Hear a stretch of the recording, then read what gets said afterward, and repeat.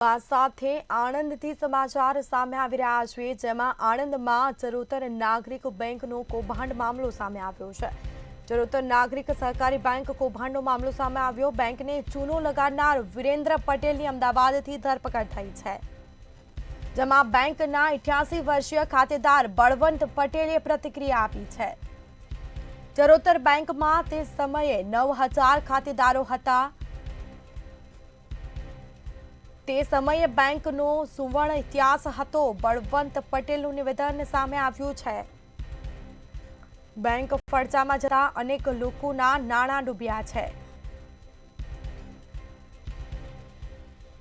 પૈસા બેંક પાસે હતા સદ્ધરથી કે બીજી બેંકોને પણ એ ધિરાણ કરતા હતા। તે વખતે પણ પરિસ્થિતિ એ થઈ કે ફ્રોડ થવાના કારણે આ બેંક ફડચામાં ગઈ અને ફડચામાં ગઈ એટલે બહુ લાંબી પ્રક્રિયાની અંતે મારા કેટલાક મિત્રો આવ્યા કે બળુભાઈ અમને પૈસા આપતા નહીં, અમારી પાસે એફડી ટૂંકમાં મેં કહ્યું સારું તમે મારી સાથે ચાલો, તો લઈ ગયો તો એમને અને એમણે બધી રજૂઆત કરી।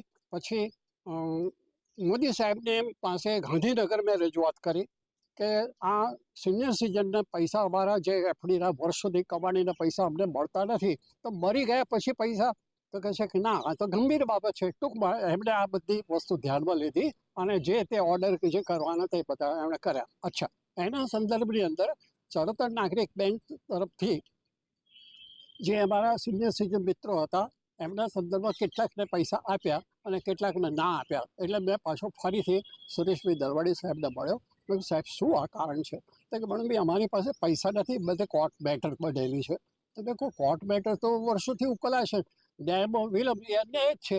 તો એ વાત તમારી બધી બરાબર છે, પણ તો ઓફિશિયલી જે થતું હશે તે થશે, ઓલરાઈટ। એના સંદર્ભમાં મોદી સાહેબને મેં વાત કરેલી, મોદી સાહેબે મારી વાત સ્વીકારી લીધી અને પછી એના સંદર્ભ રિકવરી થાય એના માટેના સક્રિય પ્રયત્નો કર્યા અને ચરોતર નાગરિક બેંકના તમામ સ્ટાફે પણ પૂરેપૂરો સાથ આપ્યો અને એમના બધાના પરિશ્રમને કારણે બધી રકમ લગભગ આવી ગઈ તમારે। અને અત્યારે